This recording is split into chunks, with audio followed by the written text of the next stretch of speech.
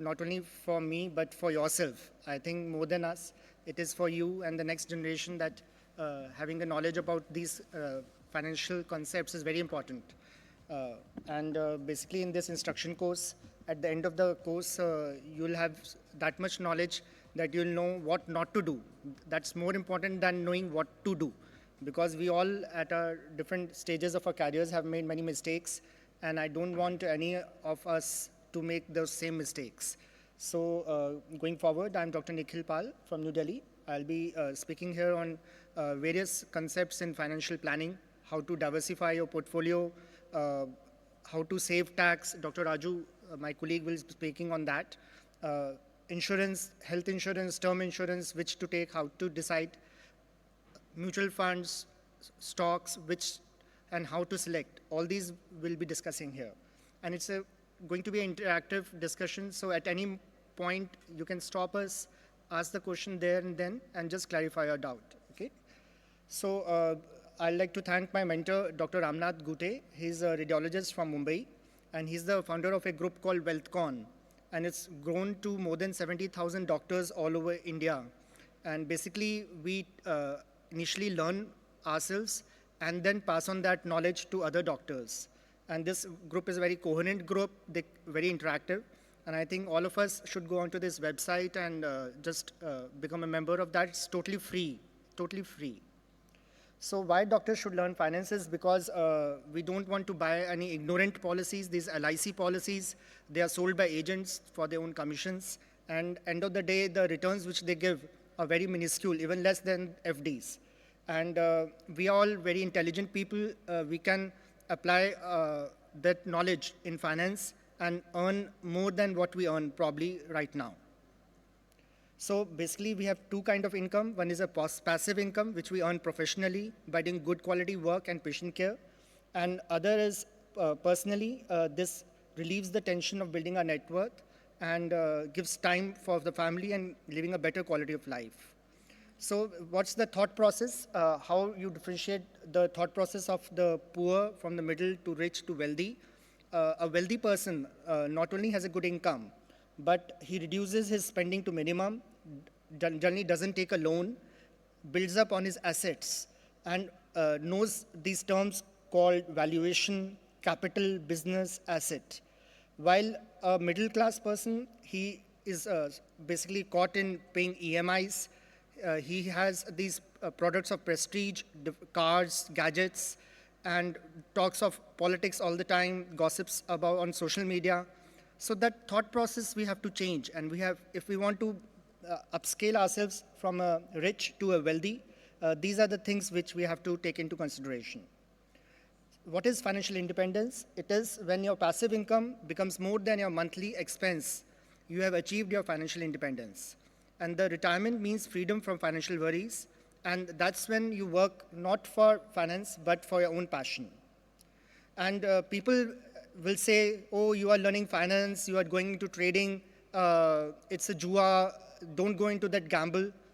Ultimately, whatever we are doing professionally, it's for money.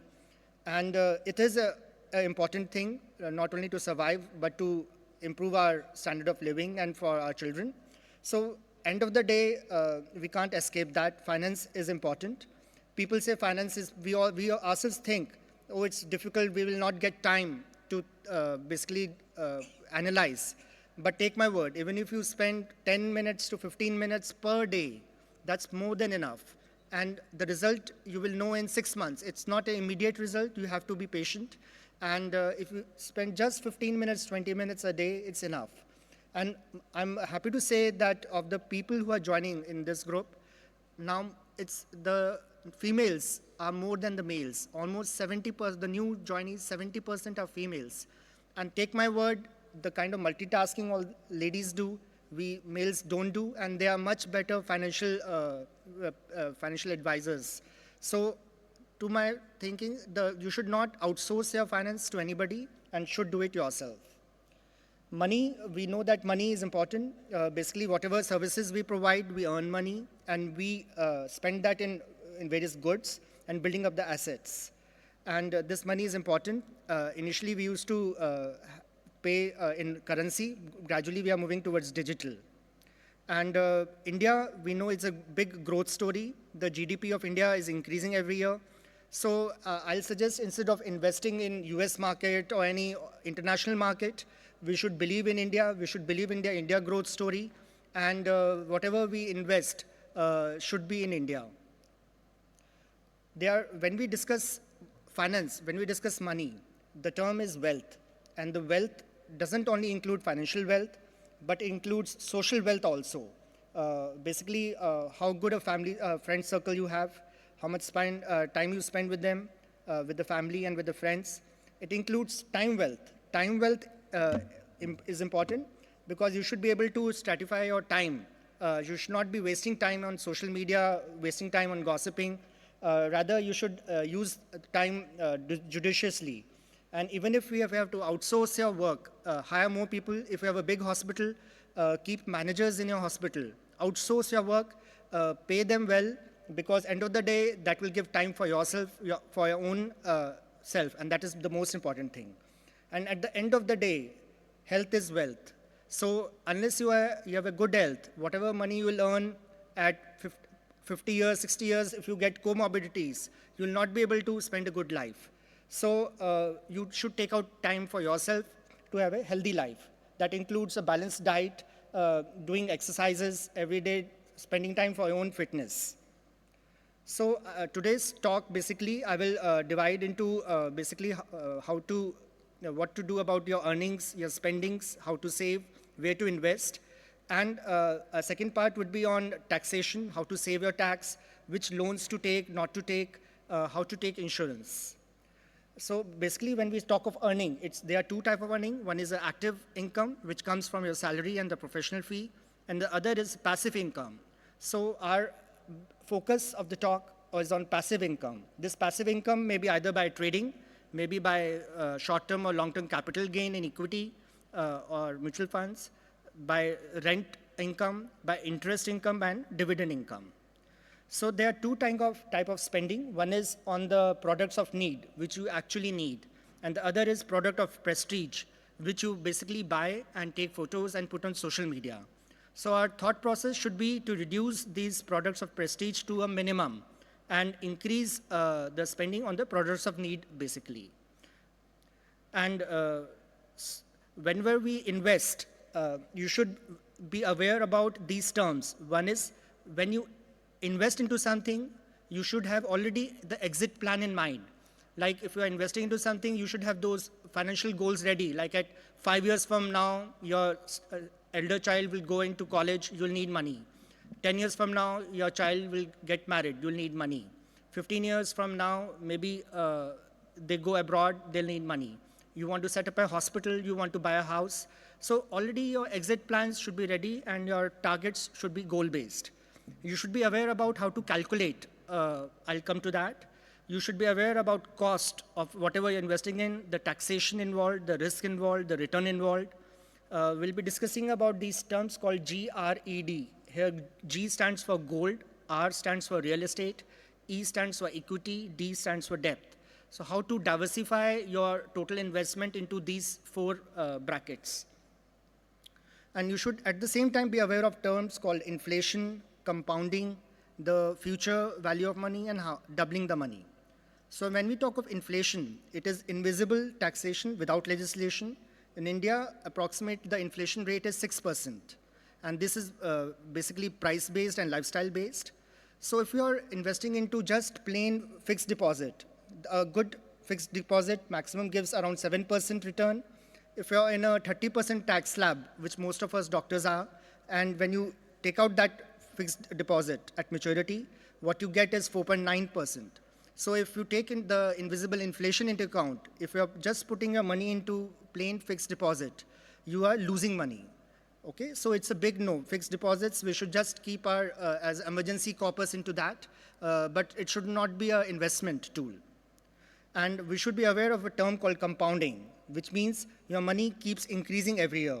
And this compounding happens, like if you see Karina, if she starts investing at age 20, her investment amount is just 6,000, less amount, but she's invested for 15 years.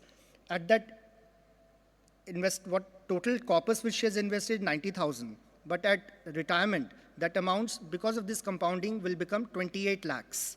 If you take 9% basically interest per year. While Karishma, she starts investing at a later age, 35. She invests more than double the money of what Karina is doing. And she stays invested for 30 years. At the end of that, her retirement amount will be less than what Karina had. So basically this slide shows earlier the better. Don't think that I'll do it in 6 months from now, 1 year from now. Today is the day. Today you start investing for yourself. Okay? And amount is not important. Even if small amount, 1,000 rupees also you invest, it's good enough. Okay?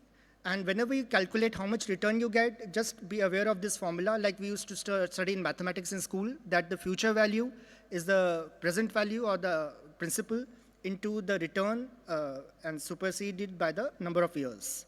So you see that from 2010 to 2020, the value of all the products have increased.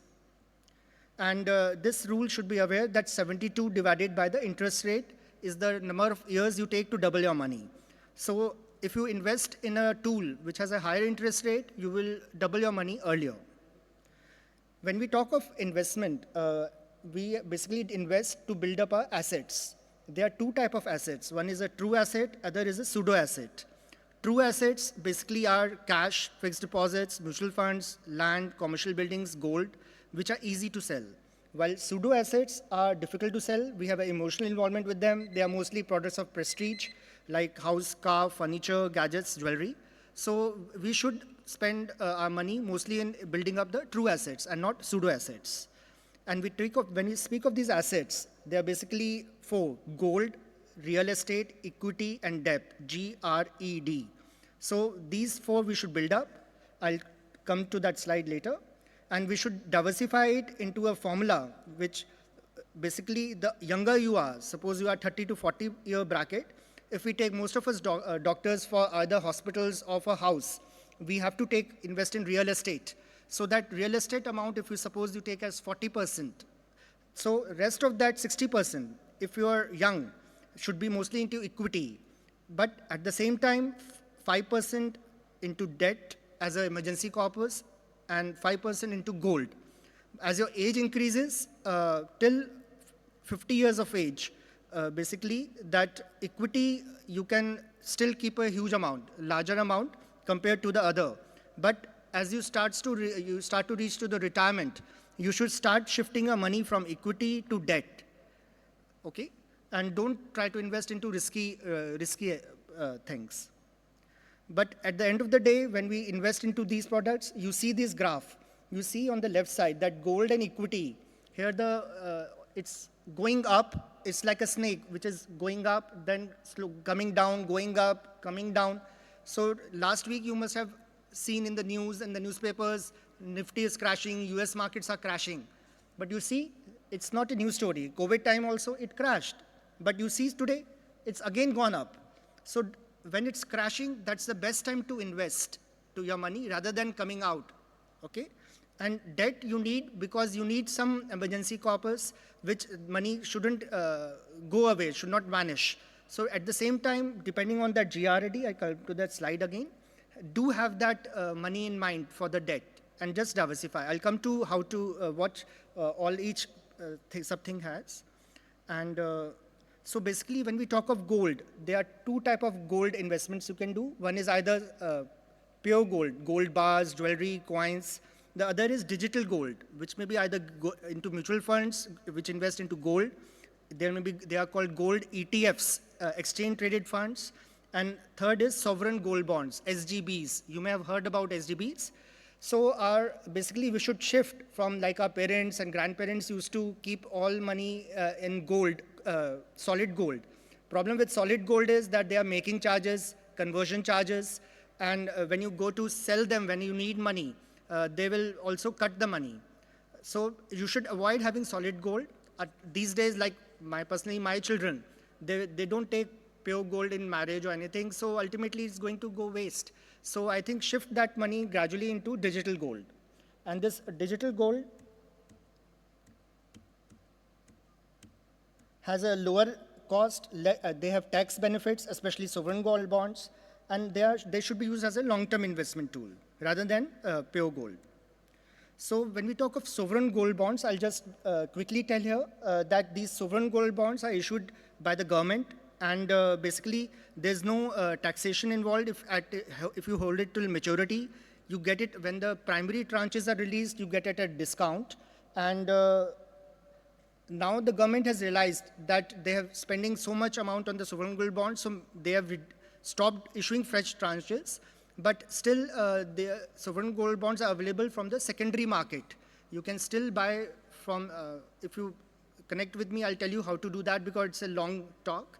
But the sovereign gold bonds, you can still buy from the market at a slight premium. But when you sell them, you'll get all those benefits, taxation benefits and all you'll get. Okay? So I'll leave the taxation out because my colleague, Dr. Raju, will speak on that.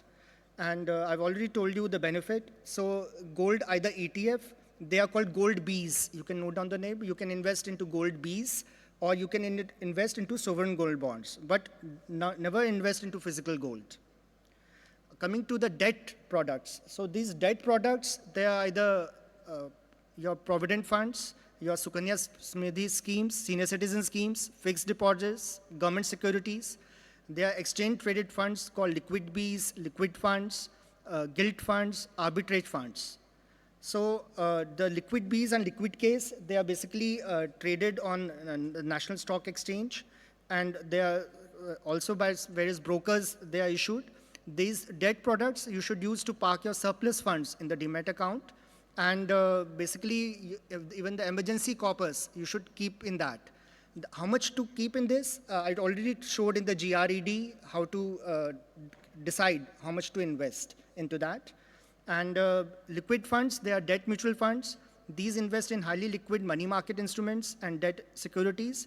Treasury bills, they are issued by the government. They have maturity not more than 91 days. So if you want to keep your money with minimal risk for less duration, you think in 6 months you'll need the money, these will give you more return than your FDs. So better to keep in these products, okay? And the government securities are also bonds issued by the government. If you think you want to keep your money for 10, 15 years, they give a good return, 7.26% return. So you will never lose your money. And you can always withdraw your money before. So these are different tools. My aim here is to make you aware. See, it's very difficult from immediately to start investing. But if you're aware of these terms, you can discuss them with your chartered accountant, with probably some financial advisor, and start on your own. Unless you are aware, you will never do that. So he'll tell about taxation I'm leaving out. These are not tax-free. Only sovereign gold bonds at maturity are tax-free, but he'll cover everything about taxation. Okay. Another funds you should be aware is these are called arbitrage fund. Unfortunately, very few of us are aware about this. This behave like debt. They are very less volatile. They give returns equal to your other debt products, 7 to 8% return. And basically, they take a differential between the buying and the selling price. I'm not going into too much detail. At the end of the day, arbitrage funds, the advantage is that you don't lose your money. You get returns almost or more than your debt product. And the basic advantage is that when you withdraw this from the arbitrage fund, they are taxed at equity. So if you are putting into debt product like a fixed deposit or a debt mutual fund, you are taxed at your slab rate. Most of us are slabbed at 30%. So whatever profit you have earned in your debt product, 30% is cut from the profit. But this arbitrage fund, they are taxed at equity. Okay, so they are taxed at 12.5%. Okay, approximately. He'll come to that. So you save that much also in taxation. So if you're aware about taxation, you'll be able to invest in a tool where you will keep your money safe, but at the same time, you'll pay less amount to the government. Government is already taking so much of taxes from us. So if we minimize that, that's a benefit. So I'll suggest if you're investing into debt, so you can, even in debt product, don't keep one egg in, all the eggs in one basket. In that also, just invest that debt portfolio into 2-3 things, okay? Regarding equity, so the the things which are included in equity are exchange-traded funds. I'll come to that. They include your Nifty Bs, Junior Bs. I'll come to what they mean. Stocks, what we all know. My colleague Dr. Raju will speak about how to select them.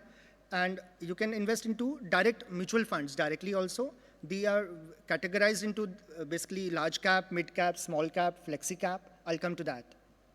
And I'll skip this. Dr. Raju will take a separate presentation on that, so I'm just skipping this. Mutual funds, they are basically packed and branded products. They may be not only into equity, they may be into debt products. And basically, you can do a SIP in them, and whenever the market is going down, you can increase that on the dip. And but at the same time, you should be aware that they are not perfectly safe. They may be having a risk involved, so keep that in mind.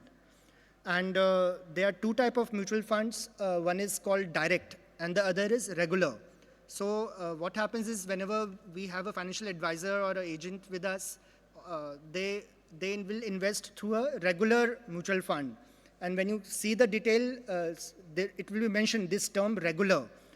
Don't ever take that regular because they have a hidden commission in them already there. So the profit, that hidden commission will be reduced in whatever profit you have.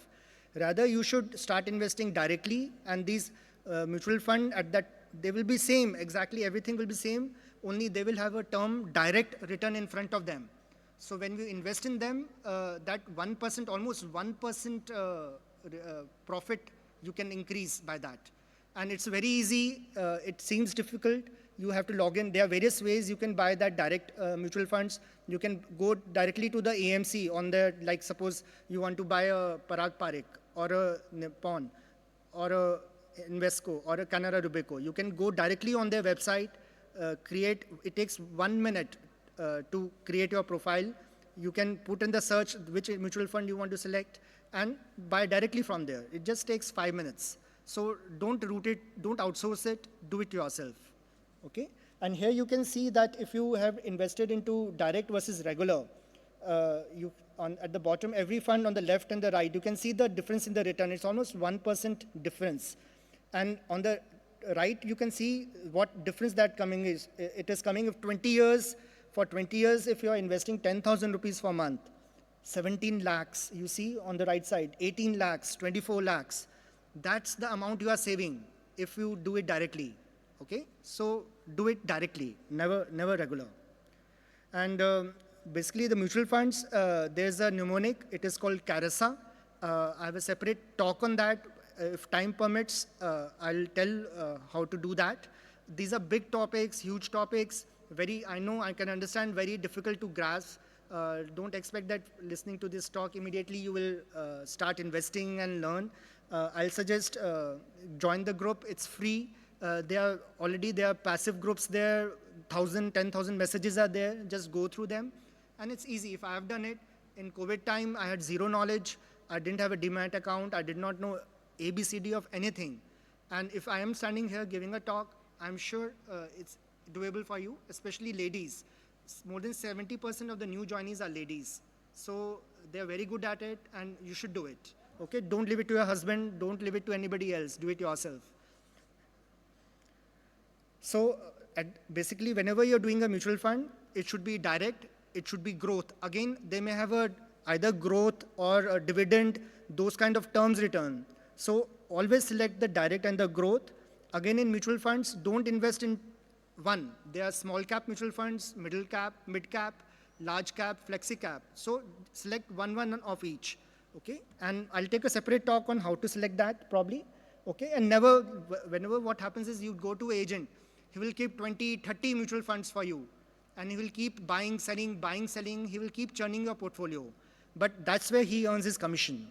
So if you have invested in a mutual fund, don't keep seeing it every day. Don't keep seeing it every month. Maybe review once in 6 months, once in a year.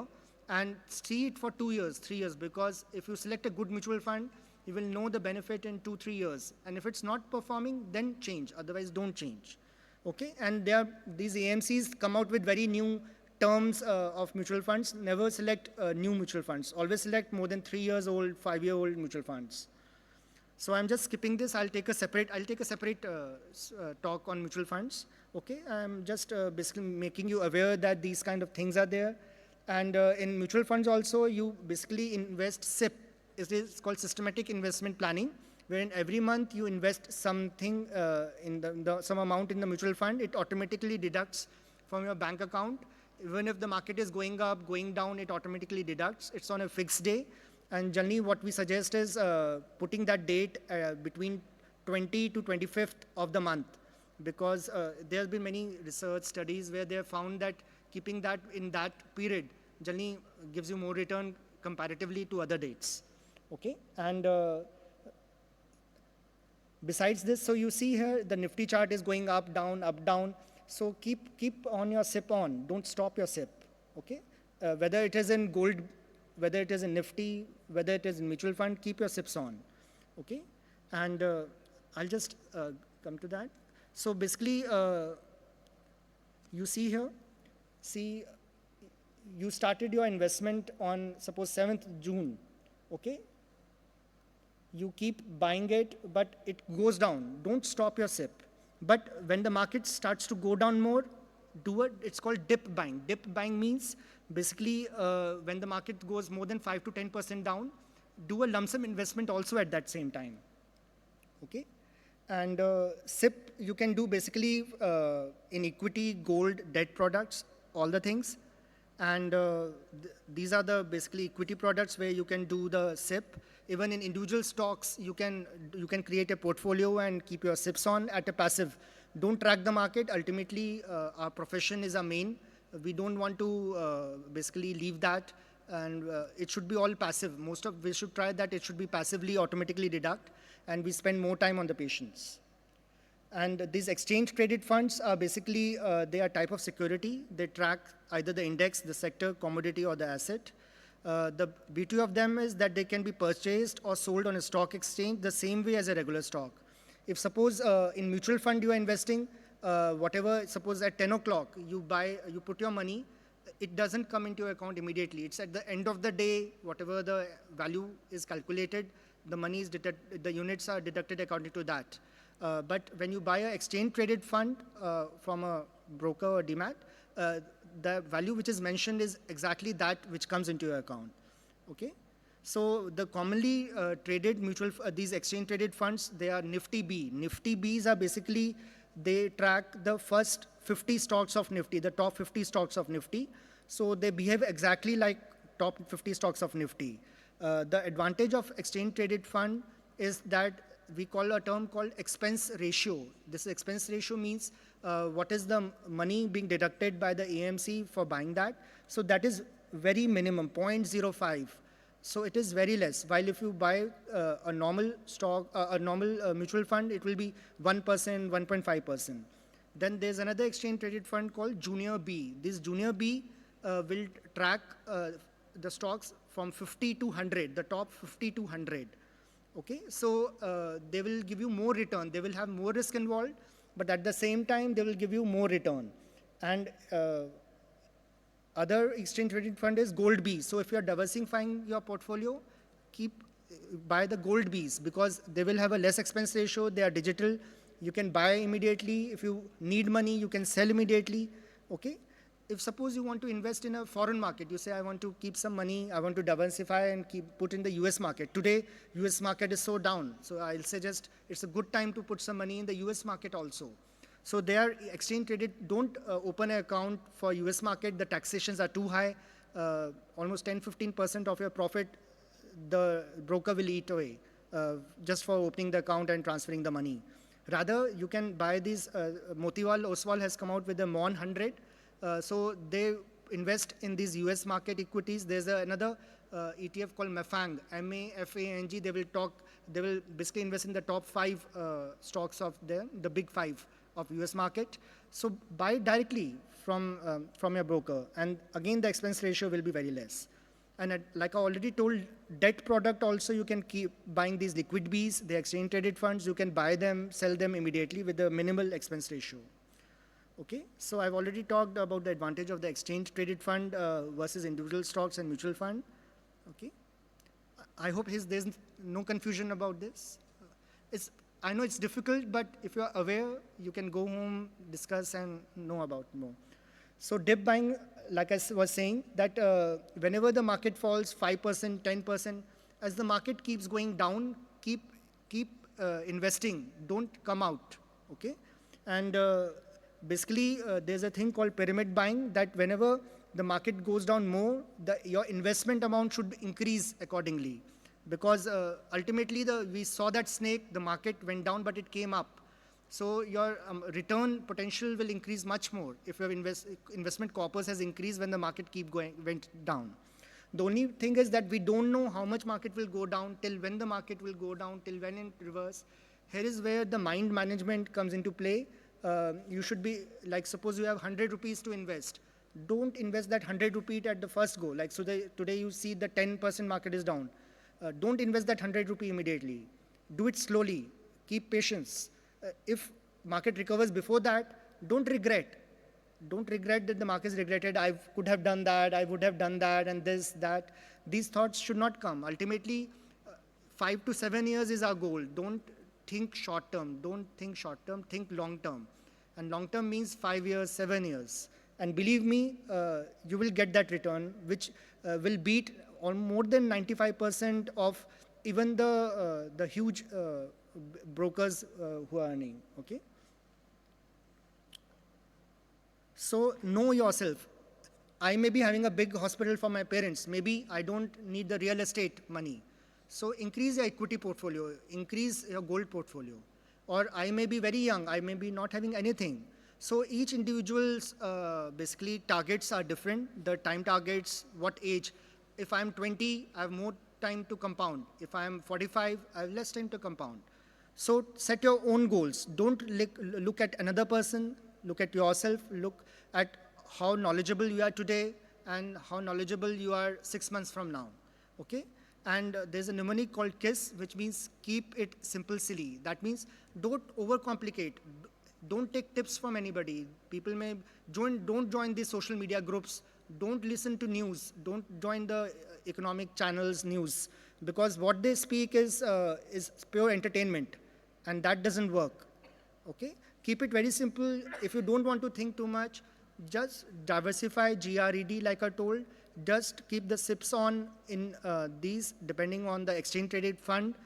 Even if you don't invest into stocks, even if you don't invest into pure mutual funds, if you just keep your SIPs on in exchange traded funds and buy more at the dips, believe me, you will beat 90% of the people in the returns what you get. I'm talking of 5 years from now, not immediately, okay? And another mnemonic, very important, PDF, patience. You should have patience. Discipline. Discipline means you should not get distracted. You should know what is your strategy. Keep doing that strategy. And have faith. Have faith in yourself. Have faith in India. And have faith in the bullishness of India, okay? Taxation, I'll skip. Dr. Raju will take that. Insurance, probably I'll take a separate talk on that. I have a very nice talk. So I'm just skipping here. Loans, I'll say here that basically taking loans and ignorance policies are wrong and expensive ways to save tax. And basically there are two types of loans. One is a bad loan. Bad loans involves taking a credit card, buying everything on the credit card, taking loans for buying goods like cars, gadgets, or taking personal loan for any personal expense. So avoid taking these bad loans. Still, loans if you require, and they may be good, maybe either for your own house, where you want to stay, for your own hospital, where you want to work, or for your own education or children education. They keep it minimum, but if you want to take only these, okay? And keep your loan amount to minimum. Try to have it for the shortest duration. And remember, like if suppose you take a 10-year-old loan, try to prepay as early as possible. It's the initial 6 months, 1 year period when bank earns maximum interest on the principal. So try to prepay as much as you can in the beginning itself, okay? And basically credit cards should avoid as much as possible. You should basically pay whatever is required money immediately. Don't let it overdue, because your credit score can go down. If your credit score goes down, taking loans may become difficult later on. And each one of us has different life stages. Less than 30, we are more into learning, and we don't have any earning. Middle life, where we are creating our wealth and learning, earning actively. And at 60 years, where basically we want our wealth to be protected, and we want more of a passive earning. Okay? So at the end of the day, basically in the mind, you should think that 50% of what you earn goes into your taxations, into your insurance, into your EMIs, and into your school fees. 25% of what you earn goes into your expenses monthly, and rest at least 25% you should save for these investments into GRED. So calculate according to your own earning, calculate 25% comes to what, and this 25% invest, save and invest into GRED. Okay? So be self-reliant, start learning today, take action today, open a demat account today itself. There are discount brokers, very minimal charges, very easy to open. Just open a demat today. Don't use it. I'm not saying use it, just open it. See how if you go on the website, you will open, you will learn, just keep it open, okay? And like I told, mutual fund, only direct plans, no ignorance policies, no LIC policies. Tax planning, very important. We have a separate talk on that. And clear your debts, clear your loans as early as possible. Thank you. Thank you, Dr. Nikhil, for that wonderful talk.